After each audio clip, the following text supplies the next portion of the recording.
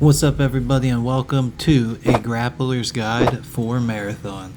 In this video we will discuss how these systems in jiu-jitsu can be applied to extraction shooters, specifically Marathon as well. That moment that every grappler experiences where you stop reacting and you start seeing, you're no longer trying to survive the roll, you understand where you are, where your opponent is going, and what comes next. That makes the chaos slow down.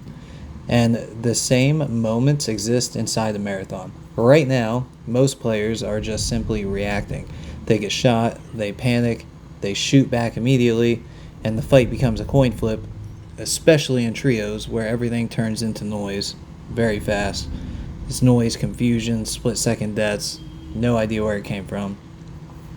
But if you approach marathon like jiu-jitsu, the chaos becomes structured. Every fight becomes a sequence. Every engagement becomes winnable. And not because your aim is better, because trust me, my aim's not great. I'm B tier. But because you control the fight. And you control the fight before it happens. So real quick, disclaimer. I'm not pro or expert in jiu-jitsu or marathon. I'm just pointing out parallels that I see after 10 years of grappling, which has been cut short due to facial reconstruction surgery. So for now, my adrenaline and my competitive side exist in games. So anywho, let's get it. This is chapter 1. Positioning is everything. In jiu-jitsu, a very common phrase is position comes before submission. Position before submission.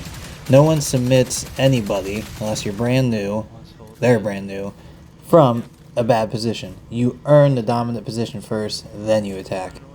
Like I am here. Marathon is exactly the same. Position is not just where you stand, it's your angle, it's your cover, your escape route, your elevation, and your awareness of the enemy. If you're in the open, you're already losing.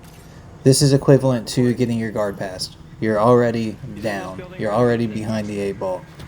If you're holding a tight angle behind cover with vision of an approach route, you are in control. And this is like being in mount. This is top pressure. Most players skip this step. They chase damage, and they get frothy at the mouth when they see the shield break icon. They swing wide, take fights in the open, rely on mechanics to bail them out when that works against weaker players, sure, like maybe a purple belt and a white belt, but it fails when two colored belts are going against each other. So the first rule becomes simple. Before you shoot, you must already be winning by positioning.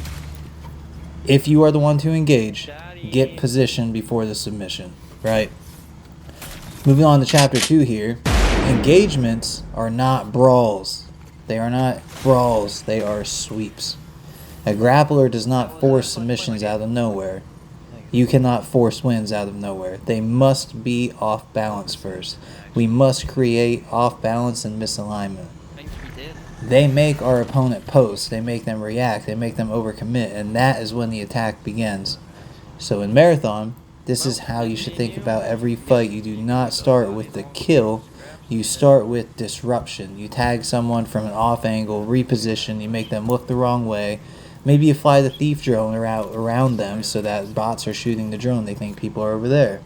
You force panic, you force a reload, you force a heal, and that moment is your opening. That is your sweep. The player who reacts second loses. The player who forces a reaction wins. So instead of asking how to win the gunfight, ask how to make the opponent uncomfortable, unstable, confused, etc. before the gunfight even starts. That shift alone will separate you from an average player. Chapter 3. Solo play is like a controlled role. I don't know if I want to call it solo play. Let's call it solo queue, shall we?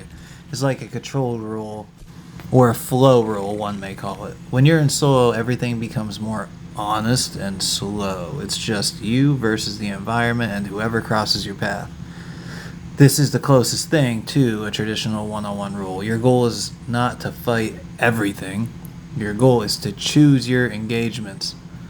Just like jiu-jitsu, you can choose to pull guard, you can try to play top by getting a takedown, you can disengage entirely, and in marathon that translates to 3 options. You take the fight on your terms, you reposition and reset, or you leave entirely. Most deaths happen in solo because of player ego challenges. A player gets tagged and immediately returns fire instead of breaking line of sight. That's the equivalent to trying to just be that freaking macho man and bench press somebody off you when they're in mount. You need a different system. So what we need to do is find cover immediately to stop the incoming damage, change position, quickly reevaluate. These are your frames. This is your hip escape. Then we re-guard. Once we're safe, we can decide whether to re-engage or not. Solo success comes from your patience, not aggression. You are not trying to dominate every player. You are trying to survive long enough to pick the right moment. Chapter 4. Trios is a scramble. Not 3 fights, it's a scramble. This is where everything changes, at least for me. Trios is not 3 separate duels happening at once. My S's were all messed up there. It's one chaotic scramble with 6 players influencing each other. This is why it feels overwhelming. But you are trying to solve the wrong problem, in my opinion. You are trying to win your individual fight. Instead, you should be first trying to create an unfair fight.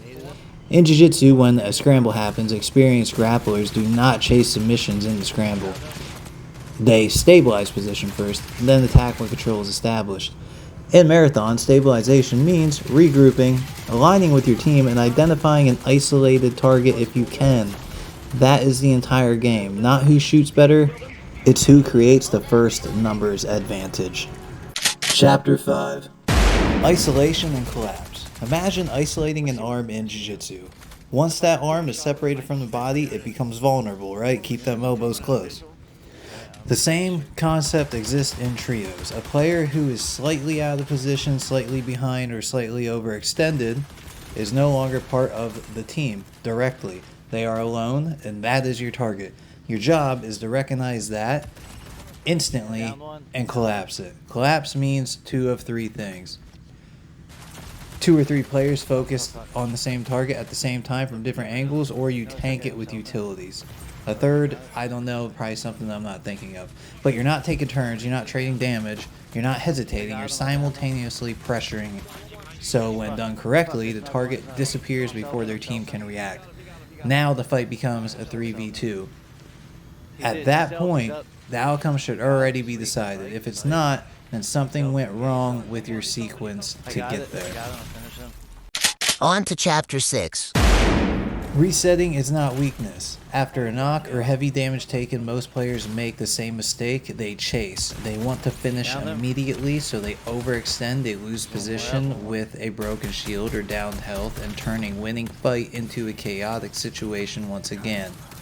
In jiu-jitsu, after you pass guard, you do not immediately dive for a submission. You stabilize, you control, apply pressure after that. Marathon requires the same discipline. After you gain an advantage, you reset, reload, re-engage, and heal. Well, I said re-engage before heal. Reset, reload, heal, repossession, re-engage. How's that? Only then do you continue. This is how you avoid just whiffing fights and throwing your kit away for free. You're just donating it. Chapter 7. Communication is your grip fight. In grappling, grips dictate everything. Bad grips lead to bad control, good grips create opportunities. In marathon, communication is your grip. If your team is unclear, slow, or emotional, you lose control of the fight. Communication must be simple and actionable. Call targets, call your status, call movement.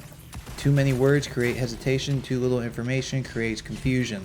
Do not yell, he's one shot, if you have no idea if he even broke his shield. The goal is clarity under pressure. You're not describing the fight like Morgan Freeman. You're directing it to the best of your ability. Chapter 8. Defaults under pressure. Every grappler has a fallback system. When things go wrong, they do not think, they execute fundamentals. Frames, escapes, posture. You need the same thing in marathon. When overwhelmed, you do not chase kills, you survive first. The way to win these games is survival. Break line of sight, find cover, stop damage, reposition. Once you're stable, you can think again. Without this system, you panic. This should be your default when you get into chaotic situations. With it, you stay dangerous, even under pressure. Chapter 9. Why most players stay stuck. Most players never improve because they focus on mechanics instead of decision making. They will blame their aim, sensitivity, or gear, or even internet connection, but the real issue is positioning, timing, and if with a team, coordination. They take fair fights, they chase damage, they fail to reset.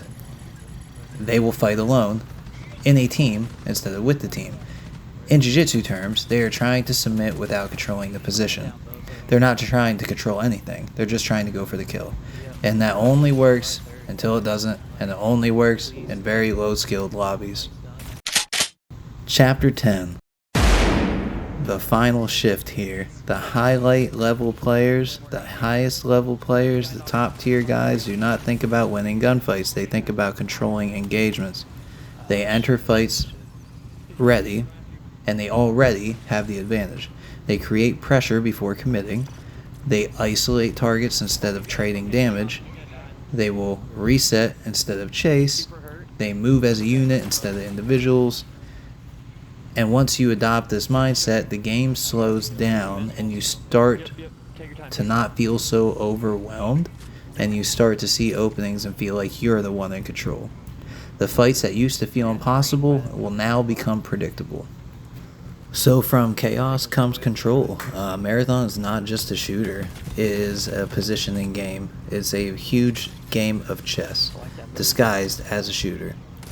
If you approach it like you approach jiu-jitsu, everything changes and you're no longer reacting. You are guiding the fight. And once you reach that point, you are no longer playing the game as everybody else. You are playing the game that you wish to play. So make it your own. If you implement this and it helps, please let me know. If this helped even a little bit or was worth the time, please let me know. Really trying to build this channel. Subscribe would be great. If not, hit me with a dislike. Tell me why you think it sucked, what I could do better, how I can improve. All the feedback matters to me, as again, I'm really trying to grow this. I'm trying to make something out of this, trying to make our own community. So again, thanks guys. Have a good one. Is there a sign of life in what's beyond?